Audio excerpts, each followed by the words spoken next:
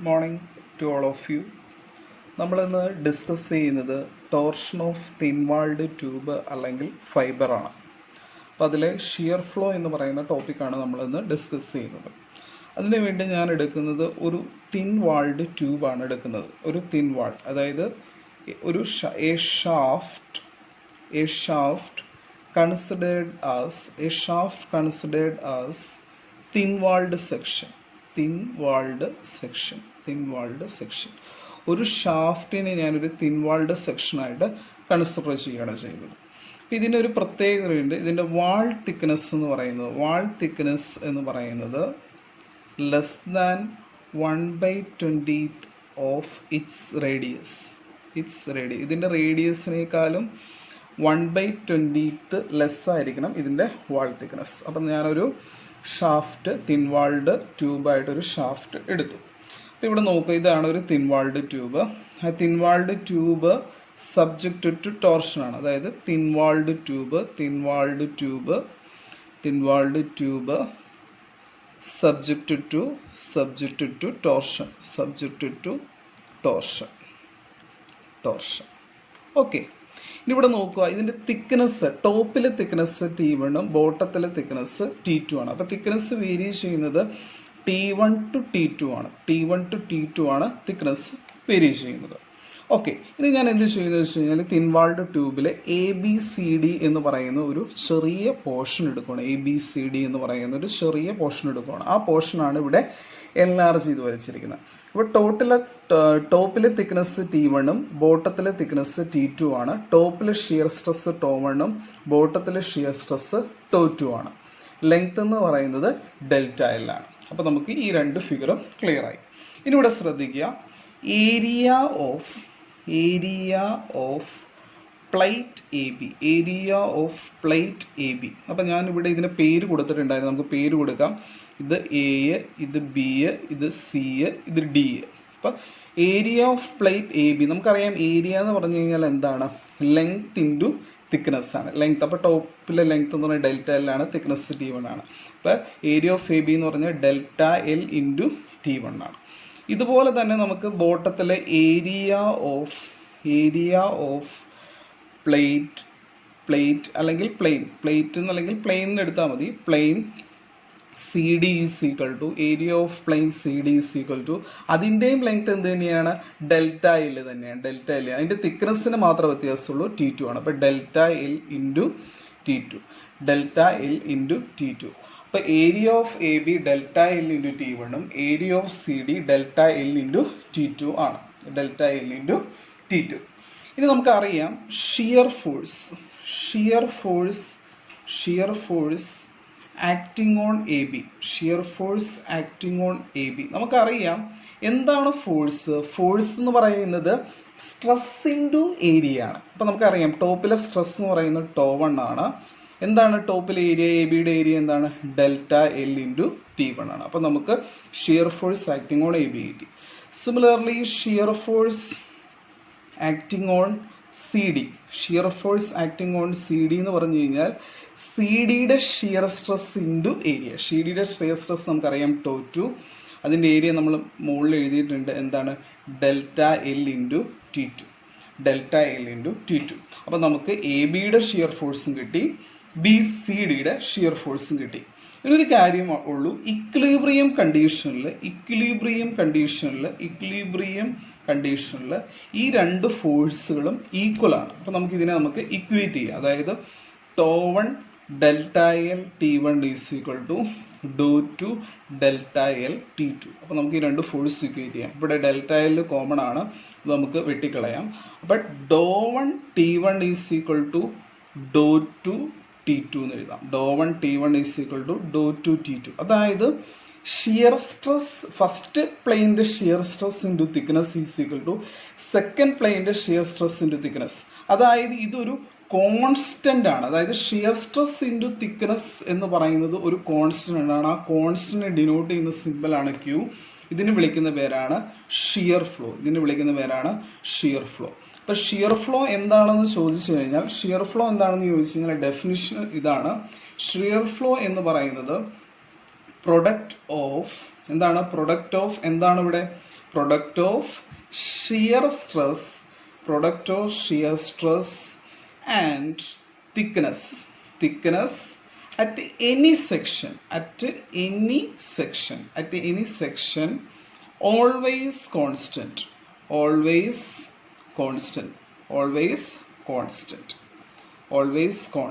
It is called shear flow.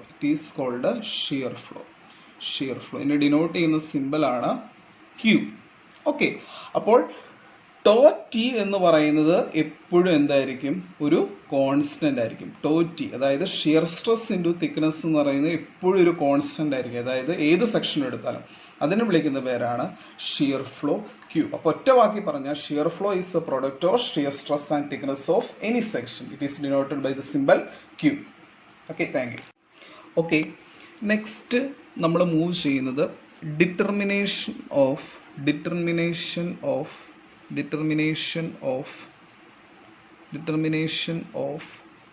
Torque and shear ആണ്. നമ്മളിനി പോകുന്നു. എങ്ങനെ നമുക്കൊരു ടോർക്കും ഷിയറും കണ്ടുപിടിക്കാം? ഞാനൊരു തിൻ വാൾഡ് ട്യൂബിൻ്റെ ഒരു ക്രോസ് സെക്ഷൻ എടുക്കുകയാണ്. അപ്പോൾ ഇതിൻ്റെ ഈ തിൻ വാൾഡ് സെക്ഷൻ്റെ ഈ സെൻറ്ററിൽ കൂടിയായിരിക്കും ഷിയർ ഫ്ലോ ഉണ്ടാവുന്നത്. അപ്പോൾ നമ്മൾ ഷിയർ ഫ്ലോ എന്താണെന്ന് തൊട്ട് മുമ്പ് എഴുതിയിട്ടുണ്ട്. ആ ഷിയർ ഫ്ലോ ഉണ്ടാകുന്ന തിൻ വാൾഡ് സെക്ഷൻ്റെ സെൻറ്ററിൽ ഈ ഡോട്ടർ ലൈനിൽ കൂടി ആയിരിക്കും ഉണ്ടാകുന്നത്. അപ്പോൾ ഈ സെൻറ്റർ മുതൽ ഈ ഡോട്ടർ ലൈൻ വരെയുള്ള ഡിസ്റ്റൻസ് എന്ന് പറയുന്നത് 6 ആയിട്ട് എടുക്കുവാണ്. അപ്പോൾ നമ്മളിവിടെ ഒരു ചെറിയ പോർഷൻ എടുക്കുവാണെങ്കിൽ ആ പോർഷൻ്റെ ഡിസ്റ്റൻസ് നമുക്കിവിടെ ആർക്ക് ലെങ്ത് DR ആയിട്ട് എടുക്കാം. അപ്പോൾ ഇതാണ് നമ്മുടെ കേസ്. ഇനി ഇവിടെ ശ്രദ്ധിക്കുക, നമുക്കറിയാം ടോർക്ക് എന്ന് പറയുന്നത് എന്താണ്? Torque is equal to force into perpendicular distance ആണ്. എന്താണ് ഫോഴ്സ്? നമുക്കറിയാം shear stress tau into area ആണ് ഫോഴ്സ്. അതായത് stress into area, shear stress into area ആണ് ഫോഴ്സ്. എന്താണ് പെർപെൻഡിക്കുലർ ഡിസ്റ്റൻസ്? നമുക്കറിയാം പെർപെൻഡിക്കുലർ ഡിസ്റ്റൻസ് ഫിഗർ ചെയ്യുന്ന തന്നെ ക്ലിയർ ആണ്. 6 ആണ് പെർപെൻഡിക്കുലർ ഡിസ്റ്റൻസ്. അപ്പോൾ ടോ എ ഇൻറ്റു 6 ആണ് torque. That is equal to tau into നമുക്ക് ഏരിയ. അപ്പം നമുക്കറിയാം ഇവിടെ നമ്മൾ 6 ആണ് ഇതിൻ്റെ റേഡിയസ് എന്നറിയാം. അപ്പോൾ ഇതിൻ്റെ തിക്നെസ് T ആണെന്ന് വെക്കുക. ഇതിൻ്റെ ഒരു തിക്നെസ് T ആണെങ്കിൽ എന്തായിരിക്കും ഇതിൻ്റെ ഏരിയ? 2πRT ആയിരിക്കും ഈ സെക്ഷൻ്റെ area. Okay, 2πR into T, അതായത് അതിൻ്റെ മൊത്തം area into thickness. Okay, 2πRT ആയിരിക്കും അതിൻ്റെ area. Okay, into R, 2πR into R എന്ന് വരും. Okay, that is equal to, ഇതിനെ നമുക്ക് എങ്ങനെ എഴുതാൻ പറ്റും? Tau into 2π into R square T എന്ന് എഴുതാൻ പറ്റും. 2π ഇൻറ്റു R സ്ക്വയർ T. എന്താണ് πR സ്ക്വയർ? നമുക്കറിയാം ഒരു സർക്കിളിൻ്റെ റേഡിയസ് 6 ആണെങ്കിൽ πR സ്ക്വയർ എന്ന് പറയുന്നത് എന്താണ്? അതിൻ്റെ ഏരിയ ആണ്, ആ സർക്കിളിൻ്റെ ഏരിയ ആണ്. അപ്പോൾ നമുക്ക് torque is equal to tau into 2AT എന്ന് എഴുതാൻ പറ്റും. Tau into 2AT, that is T is equal to 2A tau T എന്ന് എഴുതാൻ പറ്റും. 2A tau T. എന്താണ് ടോ T? നമ്മൾ തൊട്ട് മുമ്പ് പഠിച്ചുള്ളൂ. ടോ T എന്ന് പറയുന്നത് ഒരു കോൺസ്റ്റൻ്റ് ആണ്. ആ കോൺസ്റ്റൻറ്റിനെ വിളിക്കുന്ന പേരാണ് ഷിയർ ഫ്ലോ. ടോ T എന്ന് പറയുന്ന ഒരു കോൺസ്റ്റൻ്റ് ആണ്, അതിന് വിളിക്കുന്ന പേരാണ് ഷിയർ ഫ്ലോ. അപ്പോൾ നമുക്ക് ടോർക്കിന് ഇത് നമുക്കൊരു ഇക്വേഷനായിട്ട് വേണമെങ്കിൽ യൂസ് ചെയ്യാം. അല്ലെങ്കിൽ torque is equal to 2AQ, where A is area, Q is shear flow. ഈ ഫോർമുലേനെ ഒരു പേര് വിളിക്കും ബ്രെയ്റ്റ് ബാറ്റ്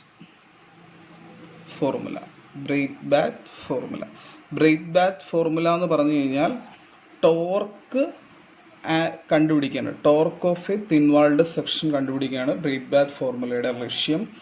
എന്താണ് equation? T is equal to 2A tau T, അല്ലെങ്കിൽ T is equal to 2AQ.